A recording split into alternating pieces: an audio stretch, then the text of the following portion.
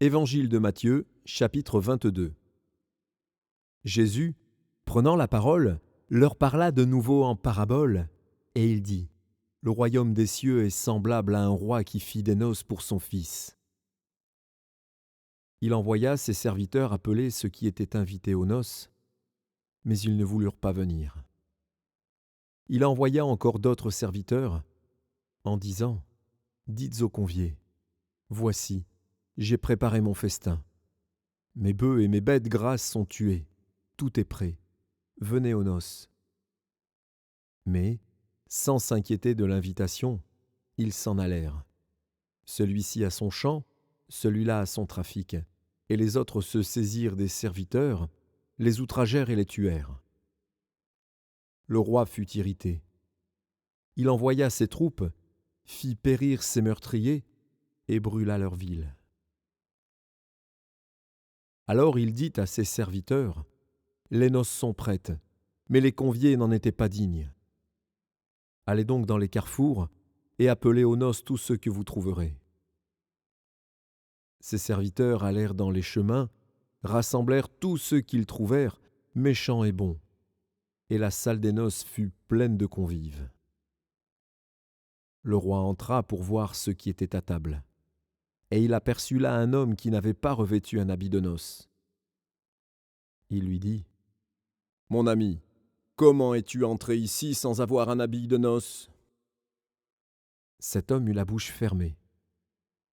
Alors le roi dit aux serviteurs : Liez-lui les pieds et les mains et jetez-le dans les ténèbres du dehors, où il y aura des pleurs et des grincements de dents.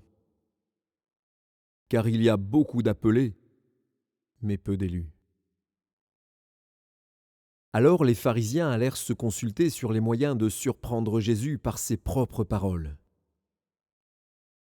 Ils envoyèrent auprès de lui leurs disciples avec les Hérodiens, qui dirent : Maître, nous savons que tu es vrai, et que tu enseignes la voie de Dieu selon la vérité, sans t'inquiéter de personne, car tu ne regardes pas à l'apparence des hommes. Dis-nous donc ce qu'il t'en semble. Est-il permis, ou non, de payer le tribut à César ? Jésus, connaissant leur méchanceté, répondit : Pourquoi me tentez-vous, hypocrites ?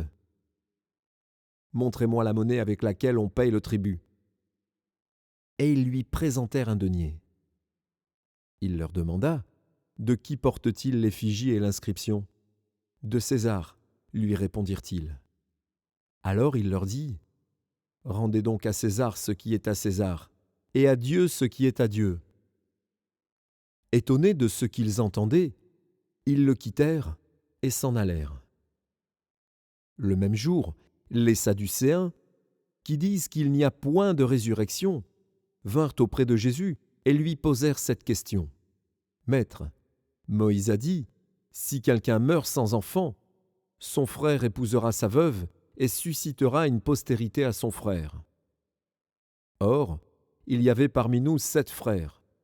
Le premier se maria et mourut. Et, comme il n'avait pas d'enfant, il laissa sa femme à son frère. Il en fut de même du 2e, puis du 3e, jusqu'au 7e. Après eux tous, la femme mourut aussi. À la résurrection, duquel des 7 sera-t-elle donc la femme ? Car tous l'ont eue. Jésus leur répondit : Vous êtes dans l'erreur, parce que vous ne comprenez ni les Écritures, ni la puissance de Dieu. Car, à la résurrection, les hommes ne prendront point de femmes, ni les femmes de mari, mais ils seront comme les anges de Dieu dans le ciel. Pour ce qui est de la résurrection des morts, n'avez-vous pas lu ce que Dieu vous a dit ?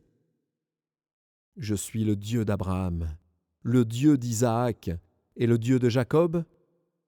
Dieu n'est pas le Dieu des morts, mais des vivants.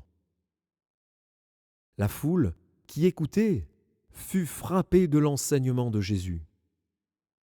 Les pharisiens, ayant appris qu'il avait réduit au silence les Sadducéens, se rassemblèrent.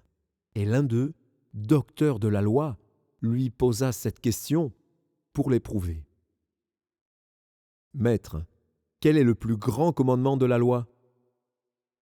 Jésus lui répondit, « Tu aimeras le Seigneur, ton Dieu, de tout ton cœur, de toute ton âme et de toute ta pensée. » C'est le premier et le plus grand commandement. Et voici le deuxième, qui lui est semblable. Tu aimeras ton prochain comme toi-même. De ces deux commandements dépendent toute la loi et les prophètes. Comme les pharisiens étaient assemblés, Jésus les interrogea, en disant, « Que pensez-vous du Christ ? De qui est-il le fils ?» Ils lui répondirent, « De David. » Et Jésus leur dit, « Comment donc David, animé par l'Esprit, l'appelle-t-il Seigneur, lorsqu'il dit, « Le Seigneur a dit à mon Seigneur, assieds-toi à ma droite, jusqu'à ce que je fasse de tes ennemis ton marchepied » ? Si donc David l'appelle Seigneur, comment est-il son fils ? Nul ne put lui répondre un mot, et, depuis ce jour, personne n'osa plus lui proposer des questions.